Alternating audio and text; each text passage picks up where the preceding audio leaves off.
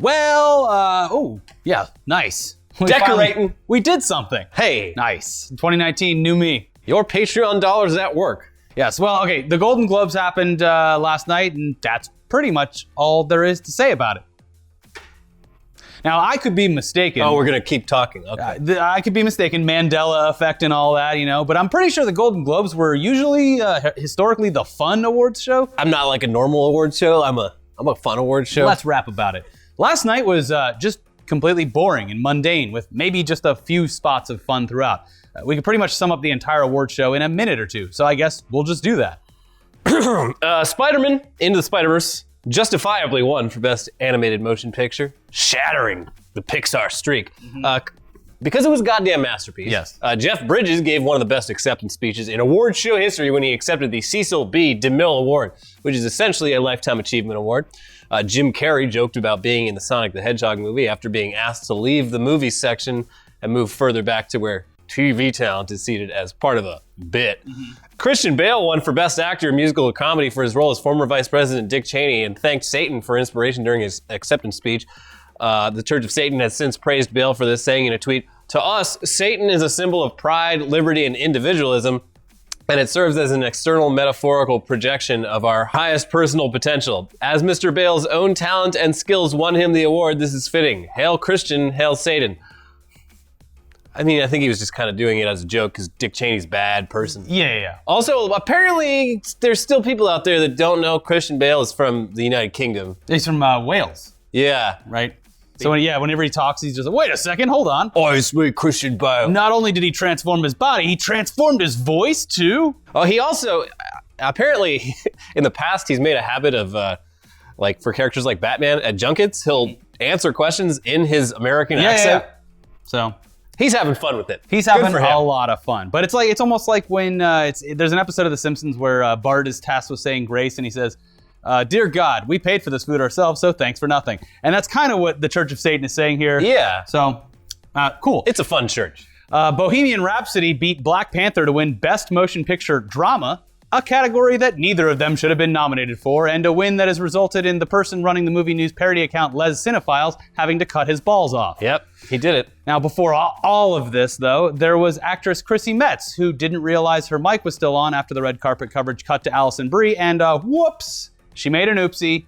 She called Alison Brie a bitch. Well, okay, so she did tweet later on saying that she didn't say that and that everyone everywhere just heard it wrong and that the whole thing was fake news. Okay. Metz was also then, after that, given the awkward duty of giving out an award that Alison Brie was nominated for. Everyone watching thought that this might be the moment that made the Globes worth watching because, I mean, it would have been pretty great if this woman was forced to give an award to someone that she had just allegedly publicly called a bitch, but sad, Alison Brie didn't win. Oh well. Though I did recognize her because she's in this movie called Breakthrough that's coming out. And I'm wondering if everyone had the same experience as me. I saw Spider-Man Into the Spider-Verse later than everyone else. And there were 3 Christian-based films, movie trailers. And I was sitting there just like, wait, what? This is like sort of a kid's movie. And it's really strange that it's like Topher Grace, Chrissy Metz in this one called Breakthrough. And then there was another one about, I think, girl basketball players or something like that. It was strange. I'm wondering, did you get a bunch of faith-based trailers before your Spider-Verse screening? I might have. I mean, I definitely got A Dog's Journey Home, which is Homeward Bound. And it gives the entire plot of the film. Like, Start to finish. All 3 acts are summed up in a 2-minute trailer. Mm-hmm. But I don't know. Yeah, the whole faith-based industry, there was definitely one because I don't remember what movie it was, but I remember that it was a faith-based film because at the end they're like, call this 1-800 number to book your group bookings. Because that's how they make all their money. Yeah. They get an entire fucking church to show up. See, and the thing rent the whole theater out. When I saw these, I was like, we should start making faith-based films. Oh yeah, it's so easy. The only people that actually spend money on physical media anymore or going to the theaters, Christians. So if we came out with a Christian album and slid it under the radar, under a pseudonym like ELLIE or something like that, then totally people would be into this. This is literally the plot of a South Park episode from 15 years ago, but I'm into it. Okay, Let's good. do it. Yeah. Speaking of ELLIE, we'll get to that in just a second. Okay. Well, actually, that second's right now. Yeah. Well, now with the Golden Globes out of the way, let's talk about the weird shit that's been going down over in the world of eSports. It's Elliot's eSports report. We don't even need tugs for it. No sigh in the world could convey how much I wish I could sigh right now. Yeah. Because something strange recently went down in the competitive Overwatch scene. It appears as though someone playing under a Smurf account and fake identity was able to sign to a team in Blizzard's Overwatch Contenders League. Okay, basically, the Farm League. Yeah. And literally just the exact thing that we talked about, how we wanted to start a Christian band and fool everyone into... Anyways, real quick, Smurf account, that's an account that a player will create with the goal of being able to either hide their identity, or more frequently, it's used for experienced players so that they can play against less experienced players and not at the level that they typically play at. Overwatch Contenders League, like Elliot said, it's a minor league version of the actual Overwatch League. So there's that. There's definitions for that. And you can play in it without...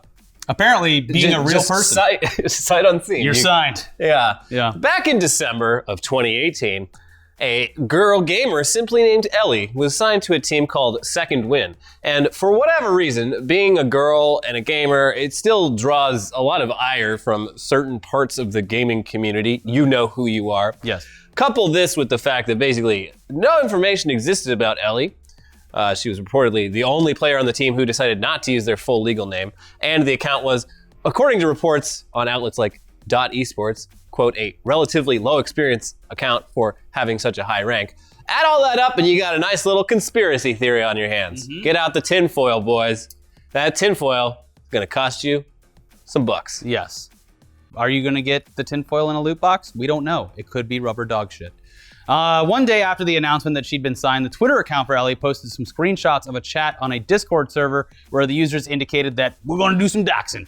And that was, I guess, just to get to the bottom of this whole thing. It was putting like a posse together. Not in a mean way. We're just trying to figure things out.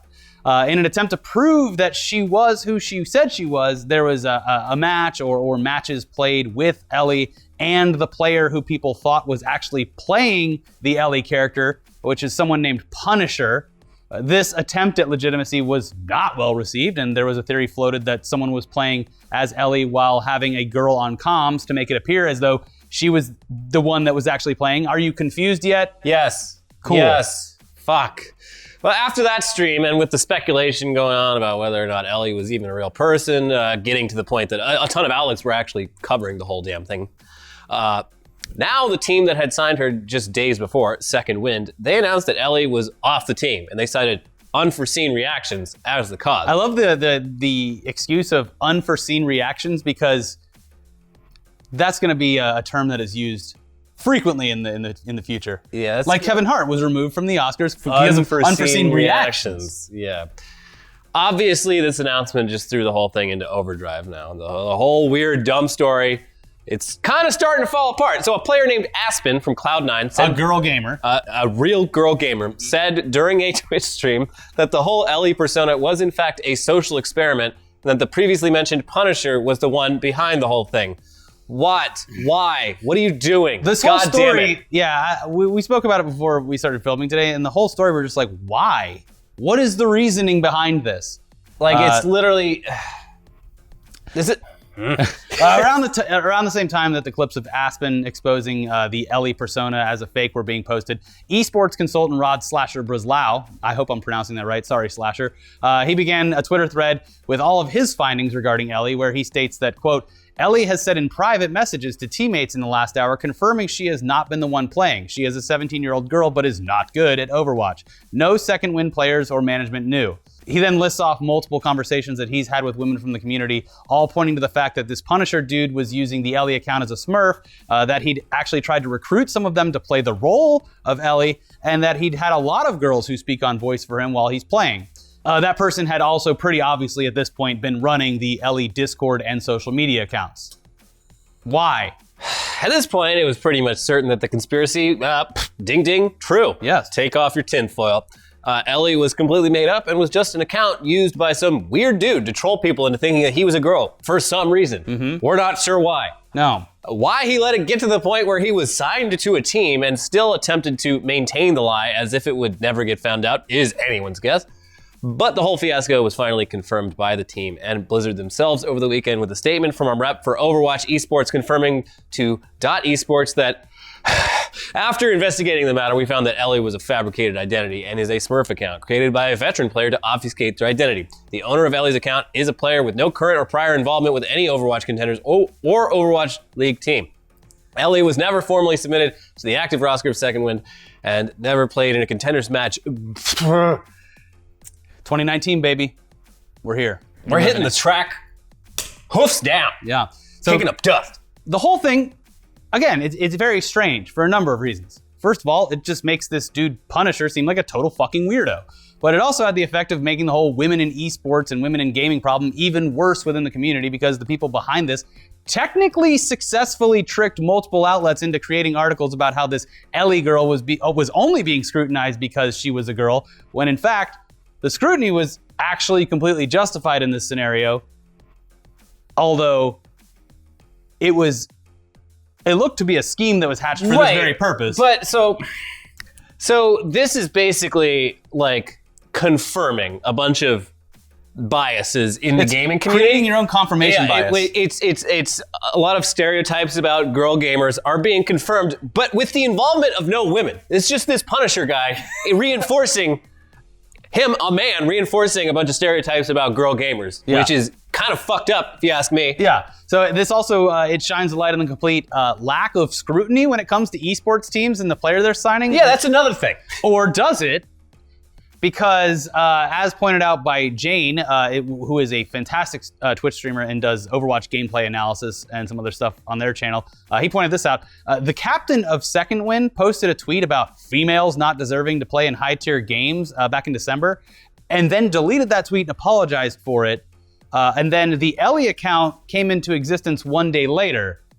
So maybe we have a whole other conspiracy theory on our hands here? This is so dumb. Yeah. Like, look, there are going to be women playing in esports. Yeah. Probably a lot fewer than the men playing, as it is currently, but they are out there.